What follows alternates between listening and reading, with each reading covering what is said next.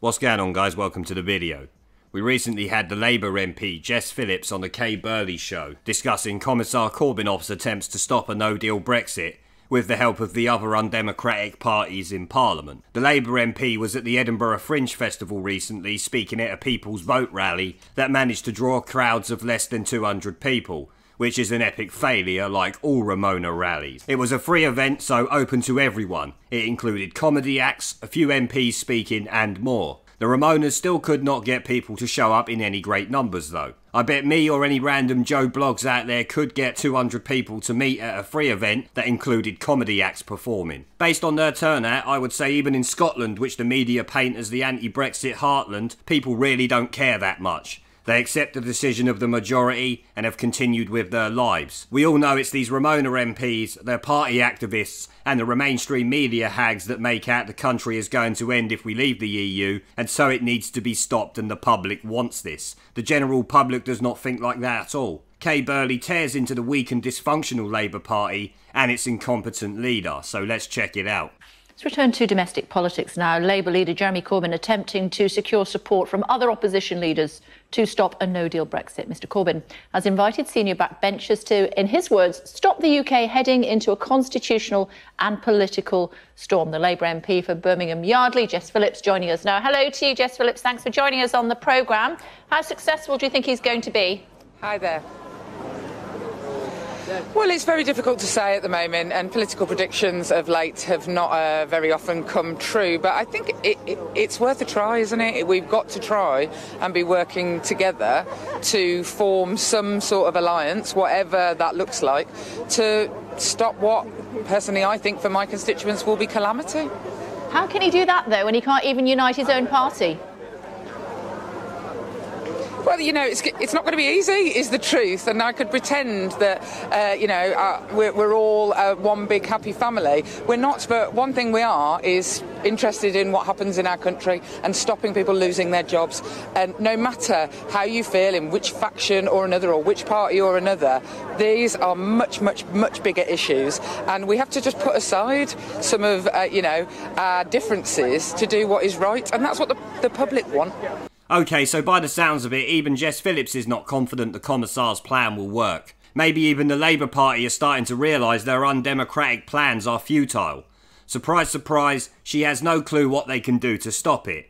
We are near the end of August and these Ramonas are still running around like headless chickens. The only thing Jess knows for sure is that Brexit will be a calamity for her constituency. Of course, she is ignoring the fact that Birmingham Yardley area she represents voted to leave the EU with 60% of the vote. She is not serving the need of her constituencies, she is serving her own interests at the end of the day. Kay rightly points out the useless Labour leader can't unite his own party, let alone other political parties. Which is wrong, Kay. It's not just his party he can't unite. He can't even get his front bench to have a cohesive idea they all agree on. When your own shadow cabinet wants to get rid of you, there is not much hope undemocratic cumbuckets like Toe Swinson will back you. Jess claims the public wants the Ramonas to put it right, which is comical considering your Scottish People's Vote rally managed to draw around 200 people, as I said earlier. I would say the public is telling you we want these undemocratic shitweasels to pipe down and honour democracy. Let's not forget that Jess Phillips voted in favour of us leaving the EU multiple times and voted to enact Article 50 with a no-deal Brexit, the default outcome. Like Dominic Grieve and Philip Hammond, this spunk trumpet has the integrity of tissue paper and does not care what her constituents voted for, or indeed what she votes for. Jess forgets more people voted for Brexit in her area than voted for her in the 2017 general election, so she needs to be deselected ASAP in my opinion. Let's move on to the next clip. Yeah, government's only as strong as the opposition though, isn't it? And the opposition is not very strong at the moment. Why is that?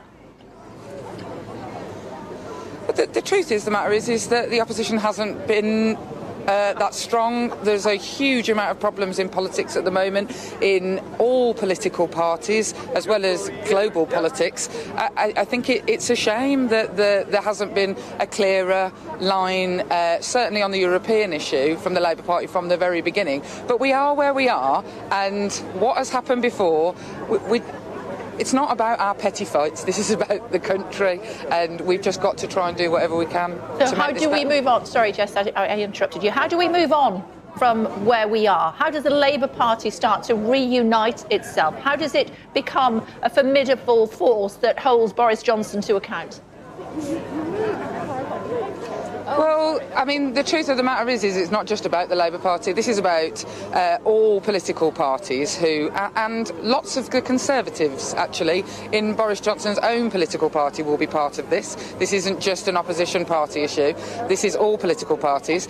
And the truth of the matter is we've got to, over the next few weeks, frankly, I think we should be in Westminster now, having these conversations. We should be pulling together and looking at different legislative ways to make sure that the things that were leaked in the Yellow Hammer briefing about the calamity that could be caused to our country by a no-deal Brexit are the top priority.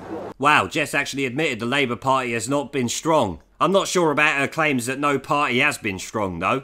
I would say in the last few months the Brexit Party have been around, that they have been strong in their message at delivering Brexit. The Tory party has finally come around to being strong on delivering Brexit with Boris Johnson as the Prime Minister. On the other foot, the Lib Dems have been strong in their opposition to Brexit, along with the SNP, who have been strong in their opposition to everything, while they sit in Scotland with the illusions of power granted by the House of Commons. Their views are undemocratic, but they have been strong in them for the most part. It's just the Labour Party who have had no idea what they are doing, being led by the incompetent Commissar, who wants a WTO Brexit, but has to keep the rabid Remainers in his party happy, so he's had to flip-flop all over the place since the referendum. It did really piss me off though when Kay Burley apologised for interrupting Jess Phillips. This bitch interrupts everyone. Why is Jess so special, Kay? And of course, Jess finished up with the usual Brexit derangement syndrome we expect from someone you wouldn't even vote for. Let's move on to the next clip.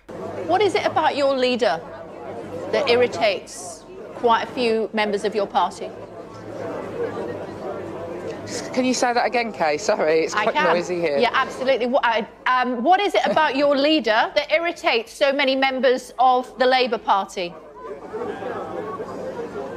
Well, the Labour Party, like all political parties, don't always agree on things, but I think that on this issue, on the Brexit issue, I think it's fair to say that people have felt a little bit exasperated by what could have been seen as triangulating. Others would challenge me and say, oh, you know, they're trying to find a reasonable common ground that suits everyone, which isn't necessarily a bad thing to do.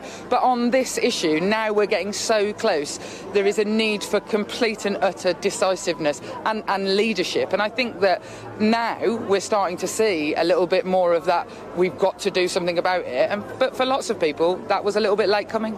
Time for a new leader? Say that again, sorry? Time for a new leader. Sorry, so sorry. It's like when I'm trying to get my teenage son to understand me. I mean, no at the moment, because I think we're about to have a general election. There is no time for anything. And actually, my concerns about who is in charge of which political party or not at the moment are nothing compared to my concerns for the car workers in my constituency, or the nurses from Poland who don't know whether they're going to be able to stay in the country. At the moment, I know that political drama is actually what sells newspapers and keeps people tuning into the news, but at the moment I actually couldn't care less about any of those things. What I care about is trying to protect my people. So Kay asked what it is about Jeremy Corbyn that irritates a lot of people within the Labour Party. Well, Kay, it's not just within the Labour Party that he irritates people. It's everyone around the country, with the exception of the Corbynistas, obviously. Some Labour MPs won't be happy with the direction the Labour Party is taking under this Marxist leader. Others, they don't care. Jess Phillips' lame answer that all political parties don't agree on things is nonsense. Most of them do, but the Brexit situation is making Labour and the Conservative MPs defy the will of the people, which creates the divisions in both parties we are seeing now. The Brexit Party are not split, the Lib Fems are not split, UKIP are not disagreeing like these main two parties are. It's just the EU collaborators within these parties that are defying the manifesto they was all elected on. That is causing the divides, obviously. It doesn't take rocket science to work that out. So Jess, you're talking shit, as always. Kay then asked if it was time for a new Labour leader, which of course Jess had to say no because she will end up in the gulag, though she did not really sound like she believed what she was saying there. Her excuse that they can't change leaders because we may have an election soon though is ridiculous from the Labour point of view, but great from everyone else's. Corbyn cannot win a general election, so Labour keeping him is actually helping every other party in the UK and the British public. Labour would be far more dangerous in a general election without Corbyn as the leader. So you carry on defending him, Jess. Help us all out and keep him as the Labour leader. Jess cares about protecting her people, she says. What people is that, Jess? Your constituents voted to leave the EU and likely only voted for you because you said you would deliver Brexit. I think her people are the EU Commission because she does not stand for Britain, that's for sure. She is, in the words of the Prime Minister, a dirty collaborator. Now let's check out the final clip. Indeed so, Jess Phillips, but, you know, depending on who is at number 10, that will dictate how those people are looked after. And as you know, the argument is that your leader is not strong enough. So even when there's a general election, it will still be Boris Johnson who is in number 10. And where does that leave your people? Oh, I mean, Boris Johnson's absolutely terrible for my people. Look, I mean, the matter at hand is not at the moment who is the leader of the Labour Party. The matter at hand is trying to sort out Brexit and trying to get somewhere that isn't just about people's personalities. We're in this situation where we have to fight because Boris Johnson only cared about Boris Johnson getting what Boris Johnson wanted. I'm no longer interested in the positions of which men. I'm interested in the country, and there is no time. I think that we're crashing towards a general election one way or another, and whether I might like a different leader of the Labour Party is completely and utterly academic at the moment. This is about the country. Good to talk to you, Jess Phillips. Thank you.